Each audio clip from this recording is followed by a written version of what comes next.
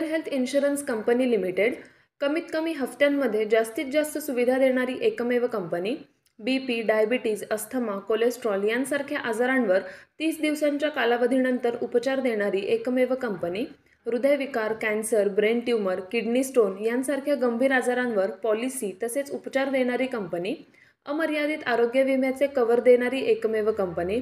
सासवड, जेजुरी, पुणे येथील सर्व नामांकित हॉस्पिटल्समध्ये कॅशलेस सुविधा देणारी एकमेव कंपनी। अधिक माहितीसाठी संपर्क शेवते इन्शुरन्स सासवड 98 22 32 68 44। धन्यवाद। नमस्कार, मी प्राध्यापक एन.आर. जगताप। तुम्ही पाहताय चावडीन्यूज.com।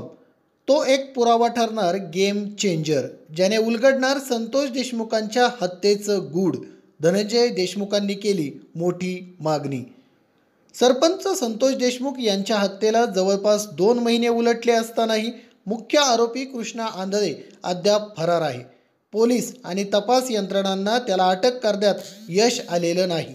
दुसरीकडे या हत्येतील अटकेत असलेल्या आरोपींवर मकोका लागू करण्यात आला असला तरी अद्याप कोणतीही ठोस शिक्षा सुनावण्यात आलेली नाही।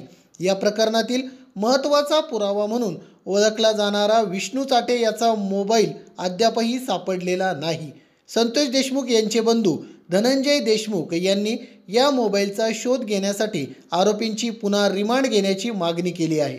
धनंजय देशमुख यांनी असा सवाल उपस्थित केला आहे की जर या मोबाईलमधील महत्त्वाचे पुरावे नष्ट झाले तर त्याची जबाबदारी पोलीस प्रशासन स्वीकारणार आहे का?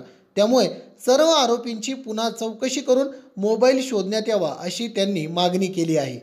संतोष देशमुख यांची ही हत्या 9 डिसेंबर रोजी अपहरणानंतर क्रूर पद्धतीने करण्यात आली होती। या प्रकरणात आमदार सुरेश धस, प्रकाश सोळंके आणि संदीप क्षीरसागर यांनी मंत्री धनंजय मुंडे यांचा निकटवर्तीय वाल्मिक कराडवर आरोप केला आहे।